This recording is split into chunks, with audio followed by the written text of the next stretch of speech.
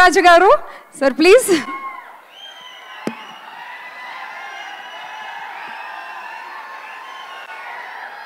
Dear Ram Charan గారికి ముందు happy birthday.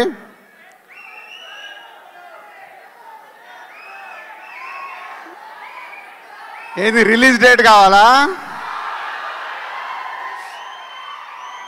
సరే, మీ ఓపికలకు చాలా పరీక్ష పెడుతున్నాము, కానీ ఒక ఉప్పెన ఒక తుఫాన్ వచ్చే ముందు మనకు ఓపిక పట్టక తప్పదు. RRR తర్వాత వస్తున్న సినిమా కాబట్టి రామ్ చరణ్ గారు ఇప్పుడు మెగా పవర్ స్టార్ కాదు, గ్లోబల్ స్టార్ అయ్యారు. ఆ రేంజ్కి సినిమా రీచ్ అవ్వాలంటే శంకర్ గారు ఒక్కొక్క పాటని ఒక్కొక్క సీన్ని తీర్చిదిద్దుతున్నారు. ఇంకొక 4 నెలలు ఓపిక పడితే మీ ముందుకి గేమ్ చేంజర్ 4 to 5 monthsలో రిలీజ్కి వచ్చేసింది. ఇంకో 2 monthsలో షూటింగ్ కంప్లీట్ అవుతుంది. అండ్ ఈరోజే జరగండి జరగండి అనే సాంగ్ రిలీజ్ అయింది. ఈరోజు మీరు సాంగ్లో చూసింది జస్ట్ 2%. 98% దాచిపెట్టుకున్నారు శంకర్ గారు.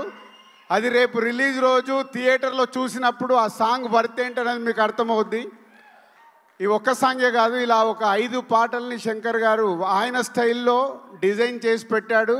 మీ అభిమానులకి ఒక 3 పాటలు అయితే సీట్లలో కూర్చునే లాగుండదు, లేచి డ్యాన్సులు చేసేలాగుంటాయి. సో ఇంకొక 5 months నన్ను తిట్టుకోకుండా ఓపిక పట్టండి.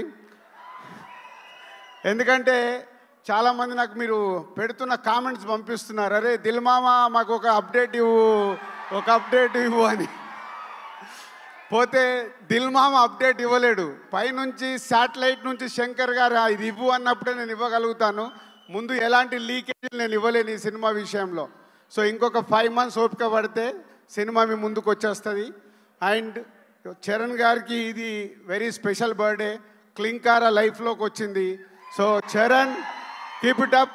మార్నింగే ఈరోజు తిరుమల దర్శనం చేసుకొని హైదరాబాద్ రీచ్ అయ్యారు. సాంగ్ కూడా రిలీజ్ అయింది.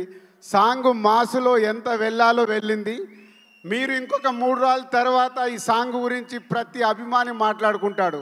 ఎందుకంటే ఆల్రెడీ లీకేజ్ అయిన సాంగ్ కాబట్టి మీకు ఈరోజు కొంచెం ఎనర్జీ లెవెల్స్ తక్కువ ఉన్నాయి.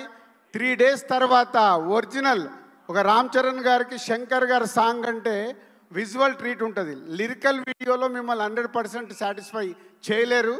పోతే సినిమా చూసిన రోజు మీకు ఈ సాంగ్ పడితే ఏంటో అర్థమవుద్ది. 100% ఈ సాంగ్కి మీరు సీట్లలో కూర్చోరు, అది నా గ్యారంటీ. Thank you sir. సీట్లో కూర్చోట్లేదు సార్ వాళ్ళు.